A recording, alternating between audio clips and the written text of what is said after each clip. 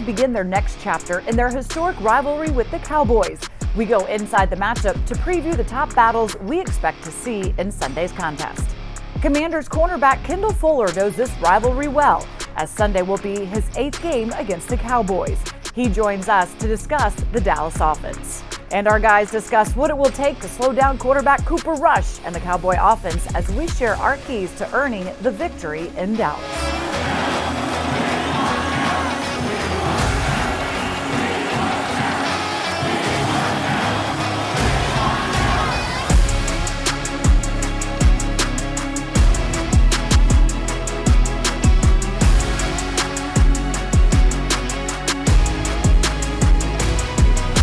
This Sunday, Washington will debut their new Battle Black uniforms. The jerseys are designed to highlight the unique aspects of our city, history, and culture. The uniforms include the words "One Mission" on the inside of the collar, referencing the team's mission to work together towards a common goal, as well as a unique military-inspired diamond camo accent. Of course, we cannot wait to see them all in action. And welcome on into Command Center. Julie Donaldson, Logan Paulsen, Santana Moss here with you. Would you like looking sharp in those all-black, Santana? I do, but although I will want them wear them at home. You know, those are like statement uniforms. Those are uniforms that say, you know what, everybody come and let's do a blackout. But I will say, if you're going to pick a team to go on the road and play with that uniform on, it would be the Cowboys. Yeah, I think that's exactly what Coach Rivera was saying. Look, they're going to be tough wearing them as well, and might as well go ahead into the team that swept you last season. We know we don't like Dallas at all, and show them the aggression. Absolutely, yeah. I like the jerseys. I think they're pretty slick. Nice to see them out there against Dallas, you know. So it matters what you wear? You guys feel different? No, it doesn't matter to me at all.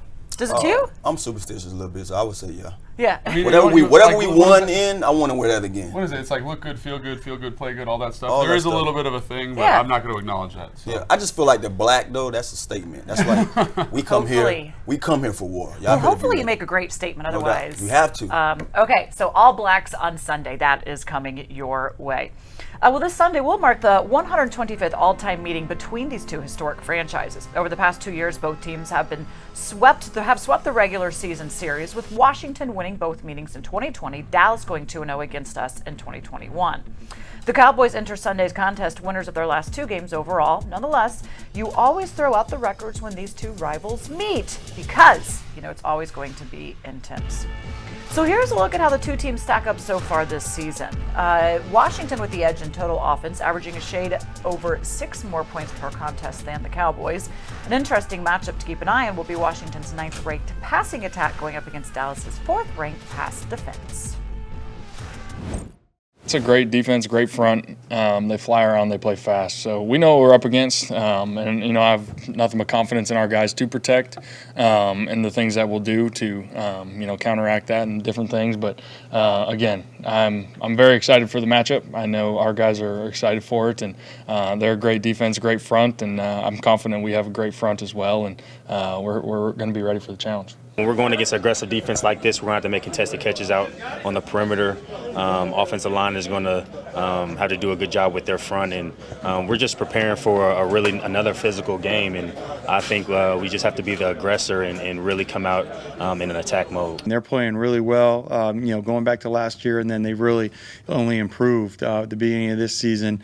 They're a little bit more multiple up front, than Philly, and with Parsons, I guess he's a linebacker, but he's a defensive lineman. I mean, he plays everywhere, So, and then obviously DeMarcus Lawrence, and then the rest of the group. I mean, they all play extremely hard. They do a lot of stunts and twists and stuff up front that you got to prepare for. Where Philly, doesn't. I mean, they still do that, but not at that frequency, and they don't have. They'll move guys around a little bit, but not as much. Where you have to have the mental challenge of IDing. That Dallas does. Time to go inside the matchup presented by FanDuel. This fantasy football season, get more ways to win with FanDuel. So let's get further into this game and kind of what we're looking forward to and what we're going to keep our eye out for. Santana, let's start with you as you want to take a look at the offensive line. And you know that they're going to have another tough task because they're going up against one of the teams that is absolutely the best in the league right now at getting at the quarterback. Yeah, my main thing is, being an offensive guy, and I'm pretty sure Logan could attest to this too, is you have to protect your quarterback. If we want to be efficient on the offensive side, we want to get anything done, have any productivity on the outside or in the backfield, we have to have those guys up front playing their best. And that's in the run game and the passing game. So they definitely have to have a chip on their shoulder going into this week, knowing that most teams are going to look at you for what you put on film last. And to me, I feel like what they put on last week is going to always play in the back of their head until they correct that. Yeah, 9 sacks last week, 14 sacks given up over the last 2 games alone. Meanwhile, Cowboys have 15 sacks so far this season. So. Whew, yeah, I mean, scary. I think that number is a big number, and everyone's like, oh my gosh. But I do think that there are some things offensively that Scott Turner can do to insulate that group. Play calling, understanding a conservative game plan. This offense for Dallas has not scored a lot of points. You're not going to be in a shootout the same way you were against Philly. All those factors, I think, alleviate some of the pressure that you're going to have on the offensive line. So I think while it seems like a daunting task, there are some variables in this matchup that make you feel a little bit better. And it's actually the Commanders have given up 15 sacks. The Cowboys have 13 sacks. There we go. But either way, it's bad numbers for Washington and pretty good numbers for the Cowboys when it comes to that. But let's kind of talk, Logan, about the other side of the ball. Sure. Washington's defensive line going up against their offensive line. Yeah, absolutely. I think there's some really favorable matchups in that group. Specifically, you get Allen against Zach Martin, who's one of the best guards in the NFL. And Allen has had an outstanding season so far, but so has Zach Martin. Yeah. And I always love to see when Titans come together and clash. And it's like one of those things that makes the game fun to watch. I think the other matchup that favors Washington tremendously is Tyler Smith, their left tackle, rookie out of Tulsa.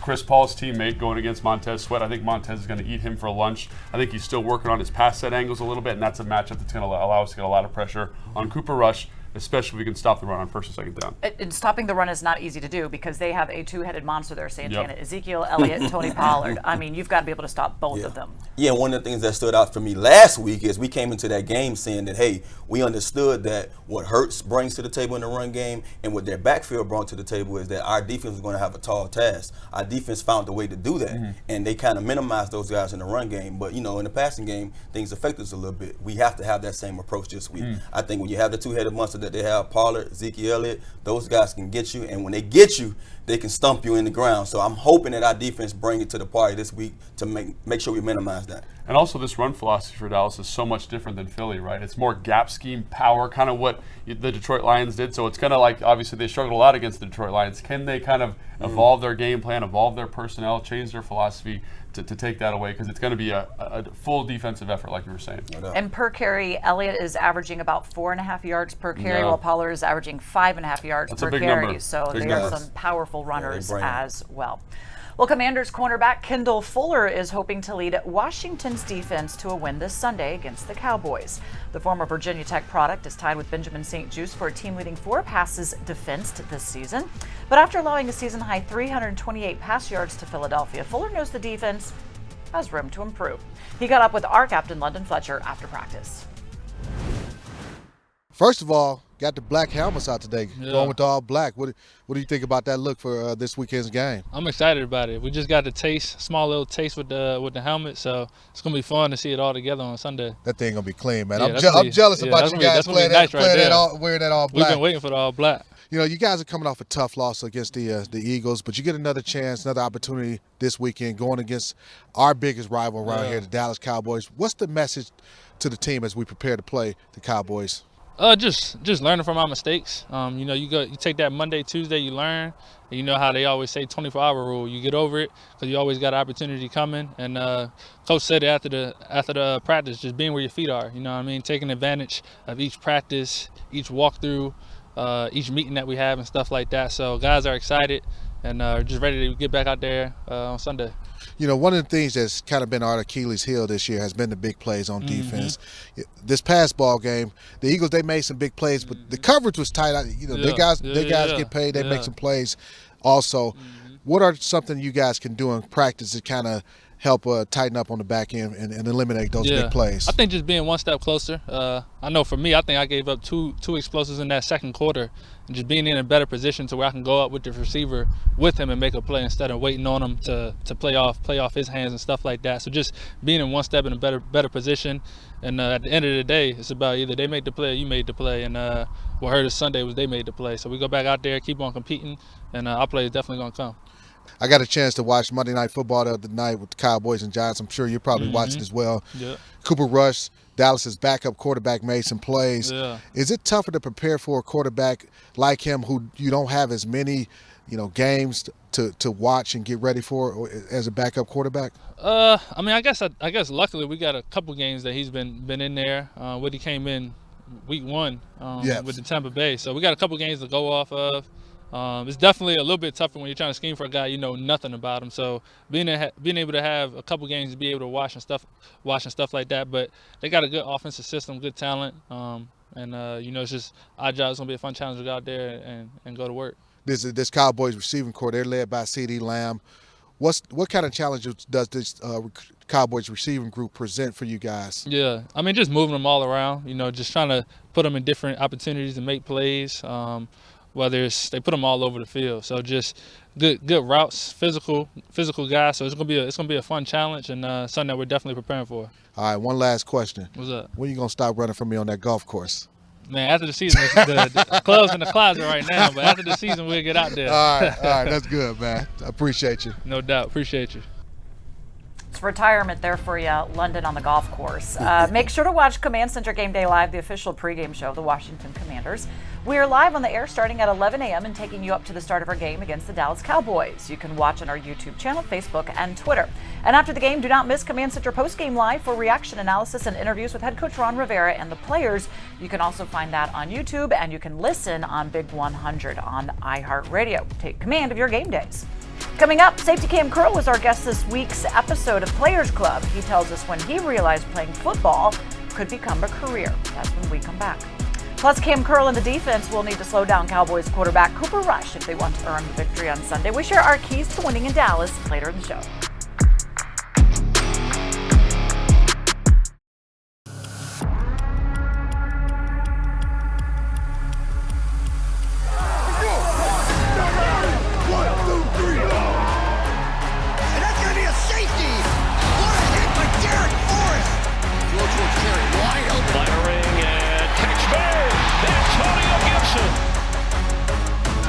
Celebrate Trent Way. Daniel dives into the end zone. Touchdown!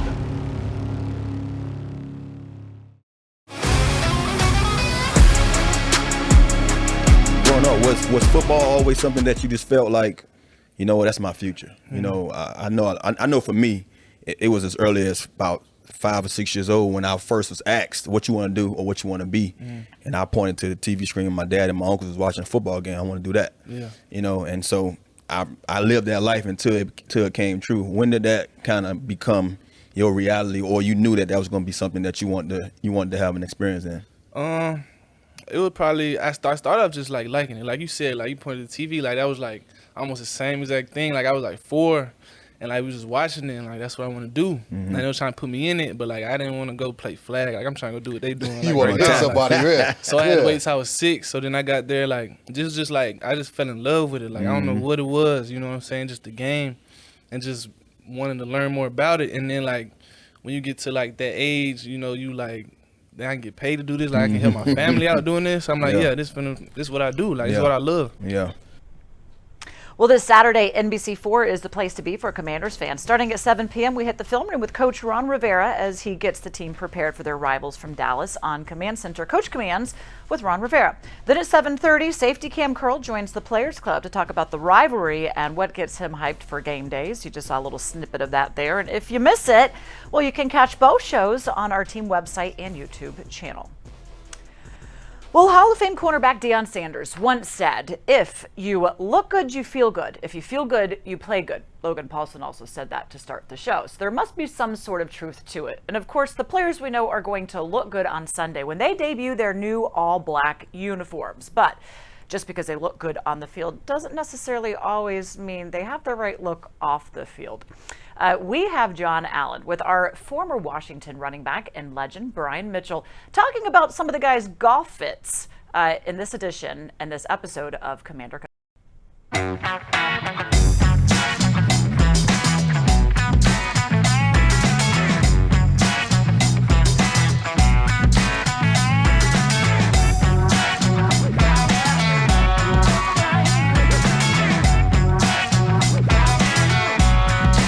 With Carson, I mean, he's a quarterback. You expect him. Yeah, quarterbacks, they get the tall, slender, nice, pristine, tucked-in shirt. Everywhere. Yeah, I mean, got the camo on. He's exactly what you would expect. I would say he's at that. I'll give him a 10 because he looks like he knows what he's doing, and I'm watching that hand up there, which is kind of barely holding, so he really knows what he's doing. So yes, I'll give Carson a 10. I'll give him a 7 only because I just don't like quarterbacks. Even though I love Carson, I just can't give a quarterback a 10. So I'm gonna give him a 7, being nice. I give him a 10. All right. Randy right here, he looked a little stressed, and he got all this black on. From a man who does it himself, when you don't color coordinate well and pick out your clothes well, you just go all black. So for me, that's an easy way. He's taking the easy way out. You know what I mean? Out of all the colors, out of all the styles you could have wore, he chose all black. And then what he did, he tried to wear the hat to change it up. Yeah, just to add that little pop. He with all black belt. He could at least put a different color belt to just change it up, break it up a little bit. I'm gonna give him a 4. I don't know. All right, we got 6 and a 4 with him. Cole right here to me looks like he looks the part. I'm gonna give him a 7 just because of hair. You know, I'm gonna go 7 because the shoes. Because I was ready to go higher, but the shoes just not doing it for you. I like the hair. I like the hair. All right. That boy smooth. Killer looks sweet right here. That boy smooth. Both of the things look like they got the camo in there. The little, what you call it, the tie-dye. Mm-hmm. Killer working it. I'll give him a 10. That's a 10 right there. I gotta go with it. And look, you got the he pink. got the hand behind it too. See, we going more than just outfits. We going swing. I mean, just out of respect for Tress, I gotta give him a 10. All right, well, Tress, he's the first sane punter I've ever met in my life. They're weird. Everybody else is the weirdest dudes in the world. He's sane. He can play great golf.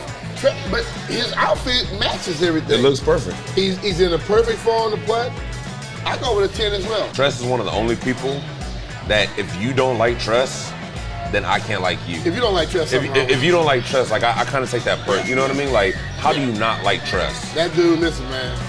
He's a dude. I like him. He's a real dude. I'm gonna give him a 10. Yeah. I'm gonna give him a solid 10. We go with a 10 with Tress. Yeah.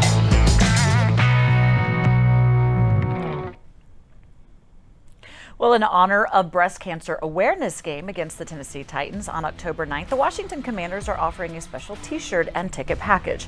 Purchase this special offer and receive a free limited edition Command the Cure shirt.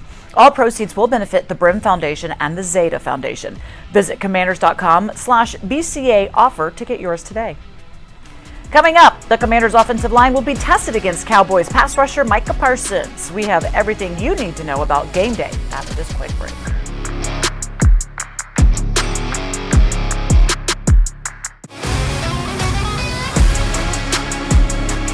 This Sunday, the Commanders take on the Cowboys, their bitter rivals, for their first meeting this season at AT&T Stadium. Washington's last win in Dallas came in 2020, which was head coach Ron Rivera's first season with the team. The Cowboys lead the series 75-47 and won both meetings last season. However, with quarterback Dak Prescott out and backup QB Cooper Rush in, there is opportunity for redemption. Carson Wentz is second in the NFC this season for most passing yards, averaging 289 per game, following Jalen Hurts at 305 yards. And in the last 2 games, Cooper Rush averaged 225 passing yards against the Bengals and the Giants. Now, while he's completed 62.7% of his past attempts, 47 for 75, on third downs, he's completed only 33% of his passes.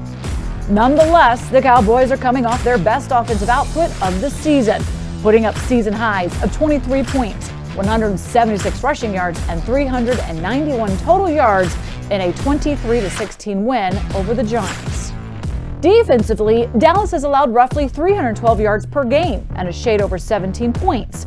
They are now entering Week 4 in the top 10 in total defense and scoring defense, putting up 11 sacks over its last 2 games. Dallas is leading the league with 13. In terms of who the Commanders' offense needs to look out for, the biggest name on the Cowboys' defense this season is second-year linebacker Micah Parsons. He's had 17 sacks in his last 19 career games, setting the stage for another exciting chapter for this historic rivalry. Game day details are delivered by Paisanos, where you get buy one, get one large pizzas on Commanders game day and free toppings for extra points on Monday. Well, the Commanders will take on the Cowboys at AT&T Stadium on Sunday with kickoff scheduled for 1 p.m. Each team has swept the regular season series for the past 2 years, with Dallas winning both meetings last year, Washington winning twice in 2020. You can watch the game on Fox, or if radio is more your style, you can catch Bram Weinstein, London Fletcher, and myself on Big 100 or streaming on the iHeartRadio app. Time now for your keys to winning, presented by the Maryland Lottery. Play fast, win fast with fast play games from the Maryland Lottery. Let's go back to Logan and Santana for your keys to winning. Logan. Thanks, Julie. Tana, this to me is the most important factor for this football team to win the game. Force Cooper Rush to beat you from the pocket. And the reason I say that is because he's a good player. He's very solid, but there's a reason he's a backup, right? He struggles with anticipation at times, and he's not super dynamic, right? So they want to run the football. They want to insulate him. Can you stop the run? Can you put some points up on offense and force this guy to have to win from the pocket? I think that's huge in this game. Well, I definitely dig you on that, and I bet you that mine's trump yours. Look, honestly, check this out. The last 2 weeks, the offense just haven't scored a point in the first half. That's impossible almost, but it's possible because we saw that our guys haven't done so. So the offense must get off to an early great start. Absolutely. You have to put some points on the board. Sometimes the best defense is a good offense, and our offense hasn't been being the offense that we expect them to be, and our defense has been getting hammered at times. So offense has to score early to basically be in sync with what our defense has been bringing. Absolutely. I think that's a great point. And that also goes in this. Like, if you do those things, you're going to stretch Cooper Rush out quite a bit. Also, I think be smart against play action. To get Cooper Rush to beat you, got to stop the run. But don't sell out too much because they are an excellent play pass team. They do an outstanding job finding those matchups. And it's hard to win on the road. So the number one thing you could do come away with a couple of turnovers. We need some turnovers. I think our defense had 1 turnover right now in 3 games.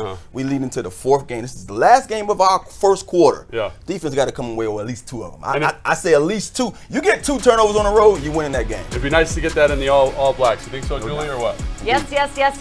I am taking it all, and hopefully we'll be talking about a win on Monday. Thanks for joining us on